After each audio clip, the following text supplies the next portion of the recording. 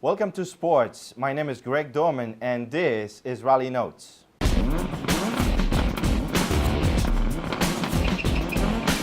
Begin the show with saying thank you to everybody that messaged us and called us after the show last week. Gave us all a warm welcome and all positive notes. We are hoping to get better in next shows, and we're hoping to get more interesting from show to show. Today's guest is one of the busiest rally mechanics in North America. He works in the Canadian Championship. He works on the rally cars and Rally America Championship. But he also last weekend debuted in his first ever World Rally Championship event, Rally Mexico. Joining me via Skype from Norwood, Massachusetts, from Densport Garage, Ken Anctil, aka Jimmy Wrenches. How are you doing, Ken? I'm doing quite well. Why don't we start, and why don't you tell us, how did you get your nickname Jimmy Wrenches? Oh man, I'm gonna place blame on Dylan Van Way and Jake Blattner for that. But as the story goes, in Oregon Trail of 2010, after we had just finished up a service at Portland, Oregon Portland International Raceway, I was walking around in my Nomex service suit, my overalls, and I had some wrenches hanging out of my pocket. And this little kid, all wide-eyed and excited, comes running up to me and asks me if I was a driver. Before I could say anything, the father grabbed him by the hand and pulled him away from me and just pointed back at my wrenches in my pocket and said, "No, Jimmy, wrenches." And from that point on, the name is stuck, just Jimmy Wrenches. That's a cool story, Jimmy. You just came back from Mexico. Why don't you tell us about that experience? Because I've heard it was something special for your first World Rally Championship event. Why don't you tell us about the team that you went there with and the whole experience? I went with Dark Side Racing, which the driver is Rob Rill, the co-driver is Benjamin Slocum, and then team principal is Tara Rill. They're out of Gainesville, Florida, and they hired myself, Gary Grahn, Ed Stockline, and Kenny Thorntonson to go down. And it was my first time ever at a WRC event, and it's hard to talk about it because it leaves me speechless. The event was amazing, everything about it. We were able to get down into Guanajuato and see this super special stage through the streets, and it was just absolutely left me breathless. Thousands of fans, loud enough that you couldn't even hear the WRC cars go by. As far as the service goes and the event goes, the goal was to keep a smile on Rob's face and have him finish the event. We ended up finishing second in class in the Rally of the Americas class, and it went great. We had a few issues here and there, but with myself and Gary Grahn on the team, we were able to really work it out and get him to the finish line. I'm glad you did. And I've heard about some issues at the beginning of the rally, if I remember right, where you guys were pushing the Subaru rally car through the area, and there was a lot of fans cheering you guys to get it to the service, I believe. Yeah, absolutely. On day one of the actual event, we had an issue where just as simply as the power steering belt, which also runs the alternator, snapped on us, and they were able to tie shoelace strings from the crank pulley to the alternator to give it enough power to get it back to service. But as soon as it got into service, it died.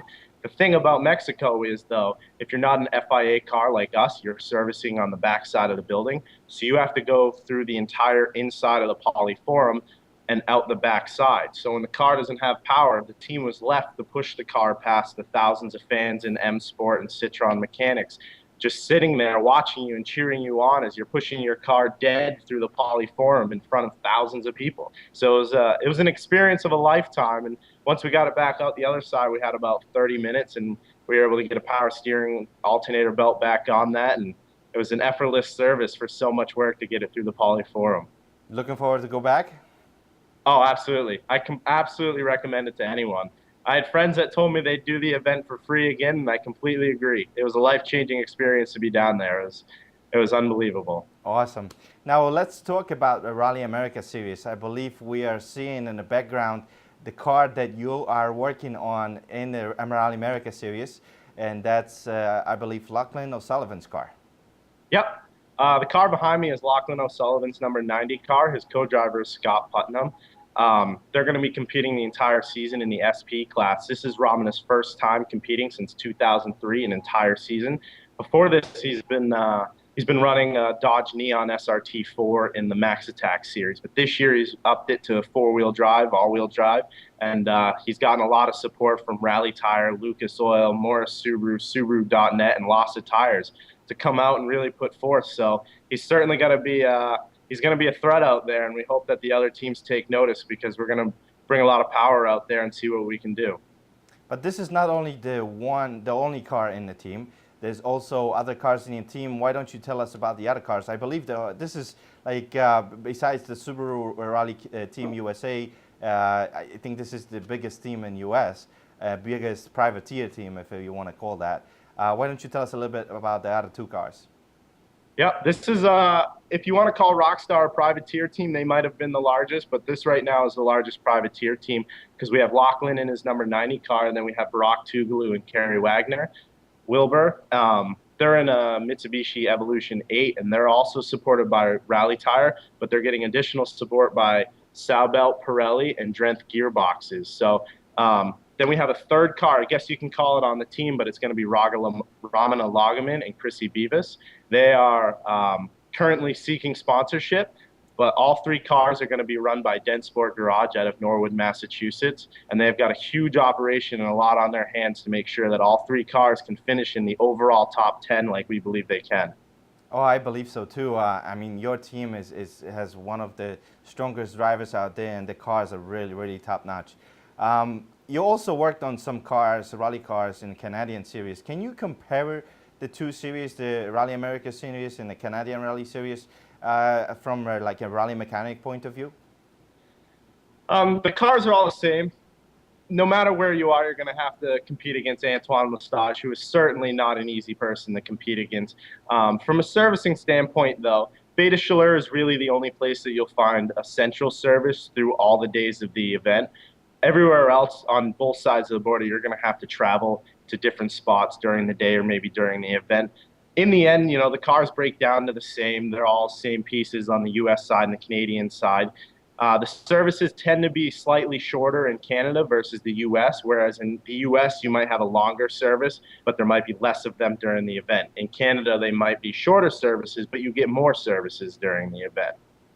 I see, I see. Oh, I have never had a chance yet to compete in Canadian Championship. I'm looking forward to do a couple of events out there.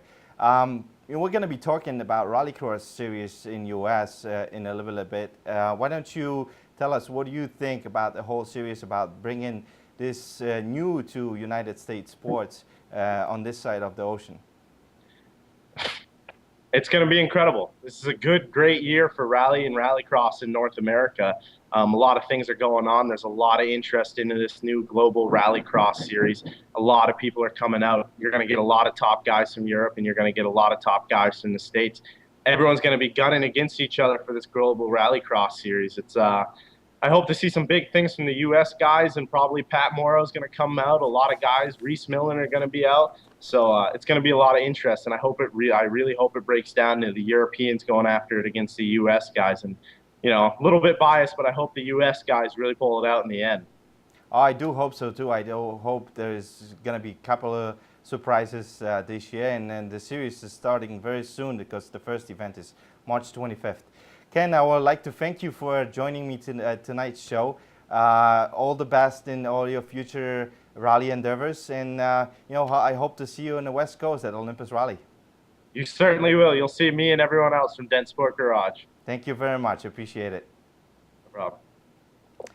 Later on the show, we were talking about just a little bit about the Rallycross series. The series will start in Irvingdale Speedway in Los Angeles, California, on March 25th.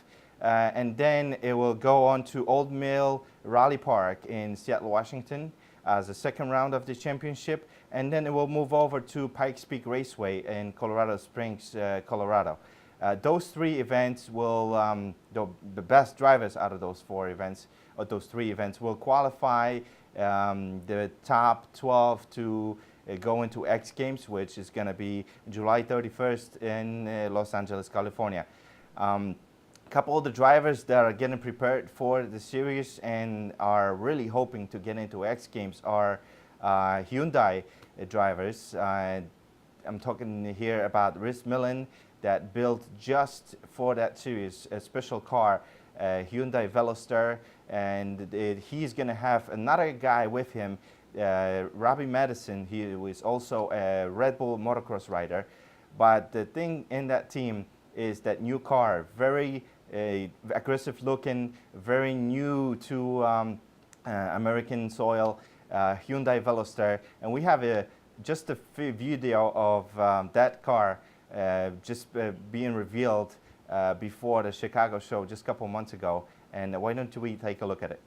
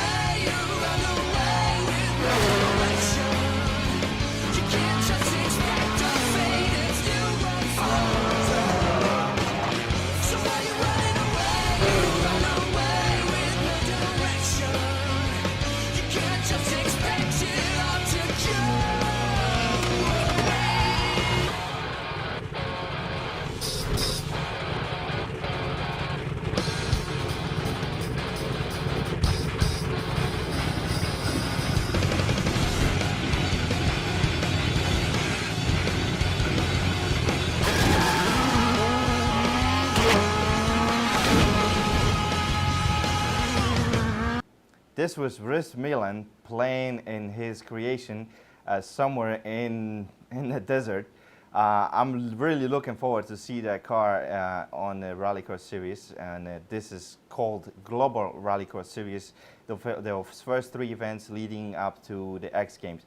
After X Games, there's going to be another 3 events starting in Bark River, Michigan on August 14th. And then they're moving on to September 4th in Crandon, Wisconsin, and then September 15th in Chicago and Raceway in Chicago, Illinois. Those 3 events after X Games are going to be connected together with the Off-Road Track Series. And I'm looking forward to seeing how Rally Car or Rally America is going to run the series together with TORC. Other drivers that are getting really prepared for that series is Subaru drivers, Dave Mira, and hopefully David Higgins, who is running as a #1 driver in that team right now in Rally America series, as well as Ford drivers. Tanner Faust is doing the entire European Rallycross series in Europe this year. He retired his drifting career for now. He just putting his all focus on the Rallycross series and his show, Top Gear. There's also European drivers that are willing to enjoy and come to the series, like Liam Doran, who also did a couple events last year at New Jersey Motorsports Park. I think this would be all for this this session of Rally Notes this week. I would like to thank you all for joining us this week, and hope we can, as I said at the beginning of the show, we can get better and better from show to show. If you like any ideas, if you like some ideas that you would like us to touch on during the show, please give us, drop us a note. We are on Facebook, we are on Twitter, so just find us, and we'll take it from there. Thank you for joining me. This was Greg Dorman on Sports.com.